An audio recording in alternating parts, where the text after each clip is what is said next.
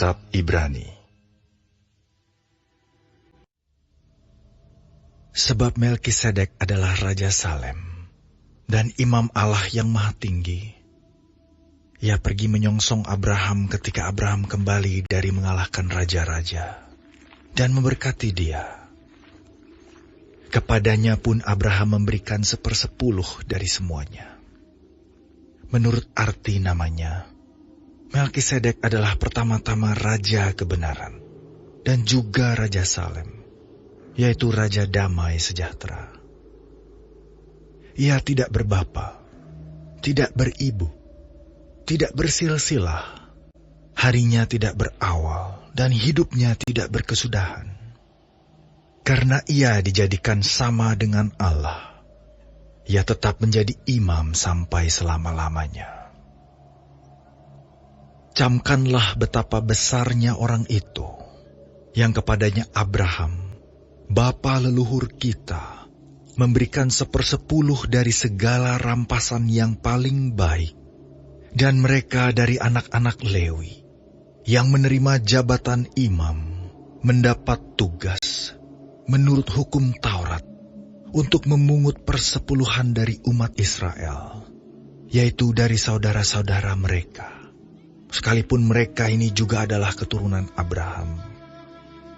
Tetapi Melkisedek, yang bukan keturunan mereka, memungut 10% dari Abraham dan memberkati dia, walaupun ia adalah pemilik janji.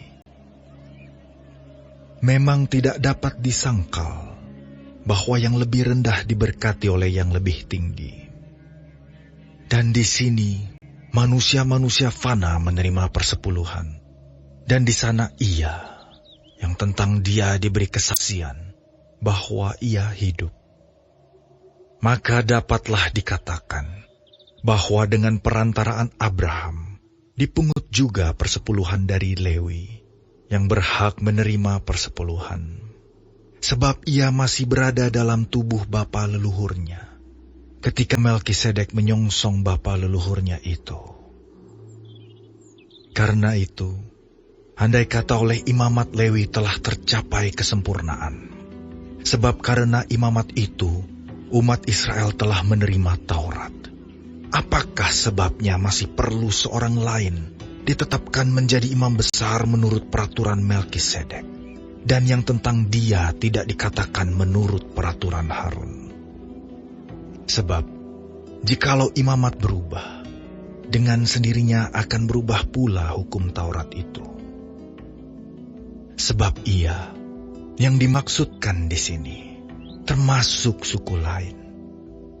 Dari suku ini tidak ada seorang pun yang pernah melayani di mezbah. Sebab telah diketahui semua orang, bahwa Tuhan kita berasal dari suku Yehuda. Dan mengenai suku itu, Musa tidak pernah mengatakan suatu apapun tentang imam-imam. Dan hal itu jauh lebih nyata lagi, jikalau ditetapkan seorang imam lain menurut cara Melkisedek, yang menjadi imam bukan berdasarkan peraturan-peraturan manusia, tetapi berdasarkan hidup yang tidak dapat binasa. Sebab tentang dia diberi kesaksian, engkau adalah imam untuk selama-lamanya, menurut peraturan Melkisedek. Memang suatu hukum yang dikeluarkan dahulu dibatalkan, kalau hukum itu tidak mempunyai kekuatan, dan karena itu tidak berguna. Sebab hukum Taurat sama sekali tidak membawa kesempurnaan, tetapi sekarang ditimbulkan pengharapan yang lebih baik, yang mendekatkan kita kepada Allah. Dan sama seperti hal ini tidak terjadi tanpa sumpah. Memang mereka telah menjadi imam tanpa sumpah. Tetapi ia dengan sumpah diucapkan oleh Dia yang berfirman kepadanya, Tuhan telah bersumpah, dan ia tidak akan menyesal. Engkau adalah imam untuk selama-lamanya. Demikian pula Yesus adalah jaminan dari suatu perjanjian yang lebih kuat.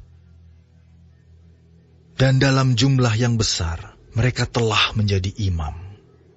karena mereka dicegah oleh maut untuk tetap menjabat imam. Tetapi karena ia tetap selama-lamanya, imamatnya tidak dapat beralih kepada orang lain. Karena itu, ia sanggup juga menyelamatkan dengan sempurna semua orang yang oleh Dia datang kepada Allah. Sebab ia hidup senantiasa untuk menjadi pengantara mereka.